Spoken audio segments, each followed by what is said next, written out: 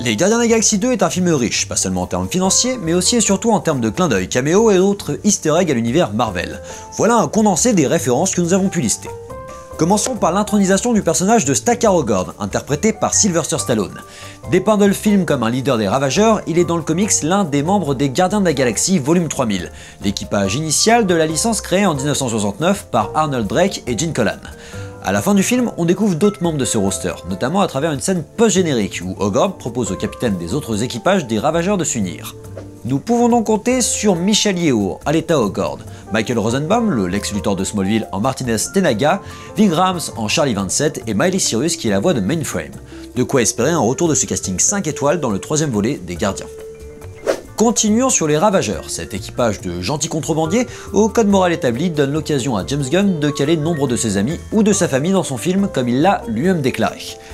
Déjà présent dans le premier volet, son frère Sean Gunn gagne en importance via son rôle de Kraglin, le second Yondu, lui qui faisait aussi la captation de mouvement de Rocket Raccoon dans le premier volet. Les parents de Gunn, quant à eux, apparaissent dans la partie sur Terre lors de la propagation de Ego. Howard the Duck et Cosmo, le canard et le chien de l'équipe dans les comics, font aussi leur retour. Aperçu dans la scène post-générique du premier film, Howard se contente de draguer dans ce qui semble être un bordel au début du film, alors que Cosmo apparaît en photo dans le générique défilant par l'intermédiaire d'une vignette.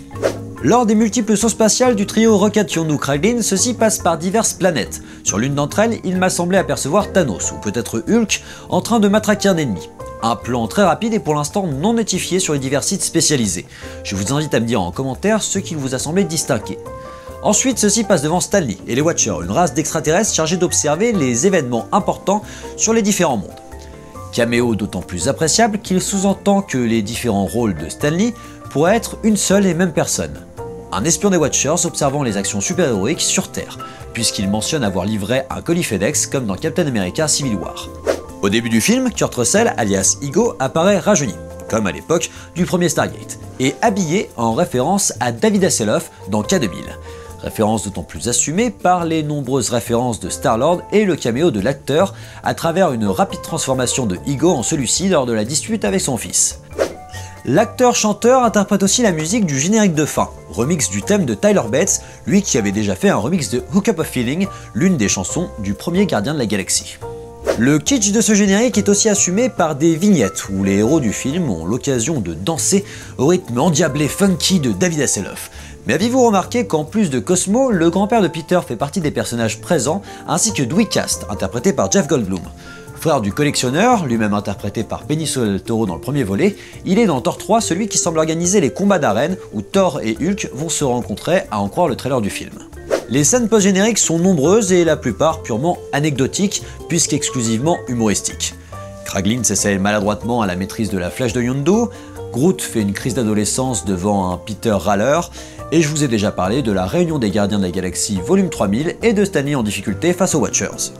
Cependant, la troisième scène post-générique offre un aperçu du futur de l'univers de la licence.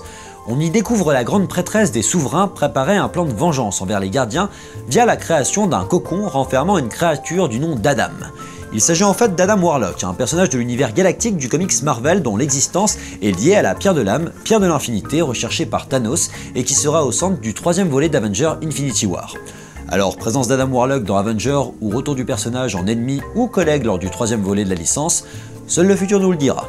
Sachez enfin que la présence de Nathan Fillion dans le film avait fuité via des faux posters référencés des succès du cinéma populaire lors de la promo des Gardiens de la Galaxie 2.